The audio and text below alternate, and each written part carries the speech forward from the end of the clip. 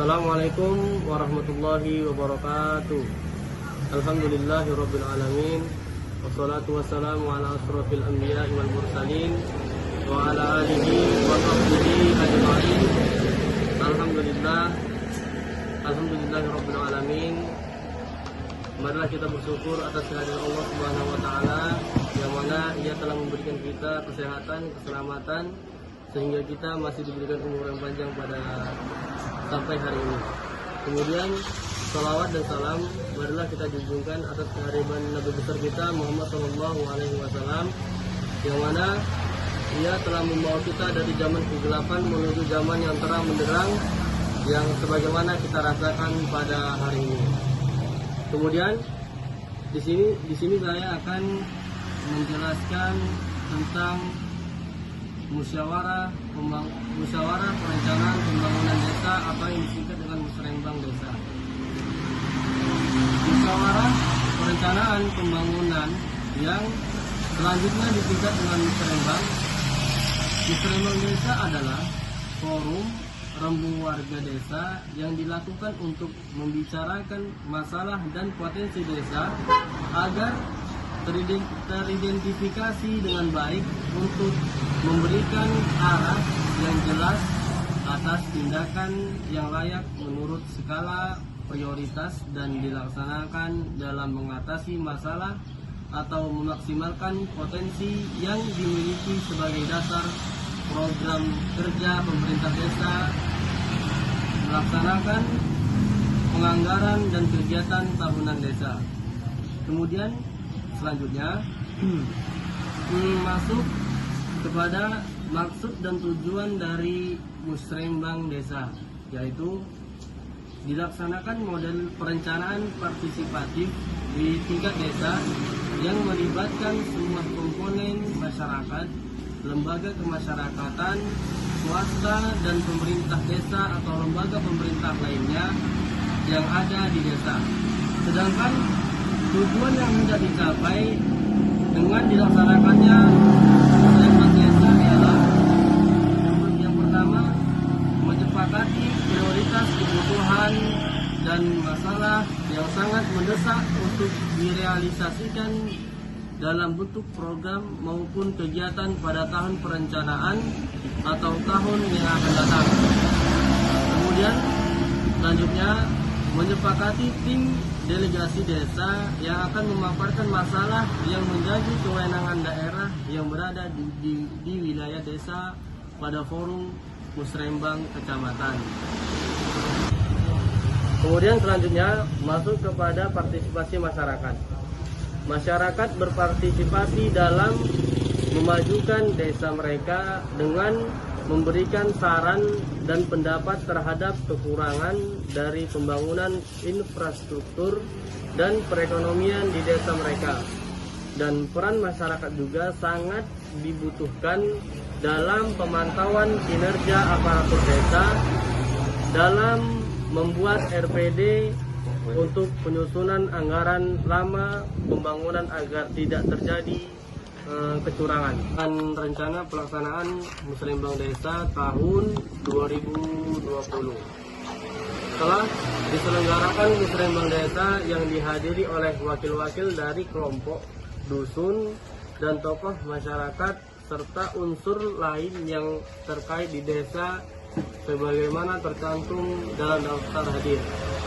Kemudian materi atau topik yang dibahas dalam musyawarah ini serta yang bertindak selaku pimpinan rapat dan narasumber ialah materi atau topik musyawarah ini ialah pembahasan daftar usulan rencana kerja pembangunan skala desa tahun anggaran 2022. Setelah dilakukan pembahasan dan diskusi terhadap materi atau topik di atas, selanjutnya seluruh peserta musrembang desa atau kelurahan menyetujui serta memutuskan beberapa hal yang berketetapan menjadi keputusan akhir dari musrembang desa, yaitu prioritas kegiatan pembangunan desa. Kemudian masuk kepada jumlah penduduk yang ada di desa kami, yaitu penduduk awal di bulan ini dari laki-laki yaitu 3.903, dari perempuan 3.767, jadi berjumlah 7.670. Dan penduduk akhir di bulan ini yaitu laki-laki 3.893, perempuan yaitu 3.761, dan jumlah penduduk laki-laki dan perempuan yaitu 7.654. Kemudian prasarana pemerintah desa atau kelurahan. Petani ialah 8 orang, pemilik lahan 1 orang, penggarap tanah kosong, penggarap atau penyekap kosong, buruh tani 12 orang. Kemudian selanjutnya pedagang 28 orang, kemudian peternak 62 orang, sapi perah kosong, sapi biasa 8 orang, kerbau kosong, kambing 19 orang, domba tidak ada, kuda tidak ada, ayam 26 orang, itik 5 orang, peternak lainnya 4 orang.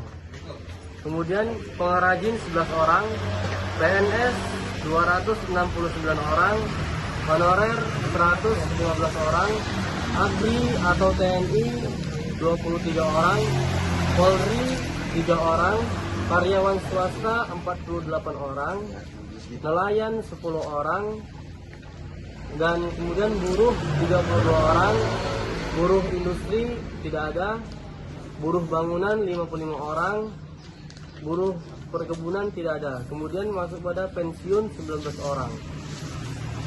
Kemudian selanjutnya masuk kepada daftar usulan RKP Desa tahun 2021, yaitu yang pertama pembangunan modular kantor desa, kemudian peningkatan kapasitas aparatur desa, pembangunan jalan lingkungan kantor desa, kemudian penetapan dan penegasan batas desa, kemudian pembuatan peta desa atau tematik berbasis IT, kemudian pembangunan jalan lingkungan kantor desa, kemudian pembangunan taman kantor desa, pembangunan parkir kantor desa, kemudian pembangunan gedung pertemuan atau balai desa, pembangunan gudang kantor desa, kemudian yang terakhir pembangunan pos linmas desa.